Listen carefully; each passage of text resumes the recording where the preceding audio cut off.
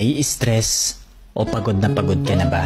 Gusto ko lang ipaalala sa'yo na kahit gaano ka ka-stress ngayon, wag na wag kang sumuko sa mga pangarap mo. Kailangan mong tandaan parati na magtiwala ka sa progress na nangyayari sa buhay mo. Kahit alam ko na minsan sobrang hirap at sobrang nakakapagod na din talaga.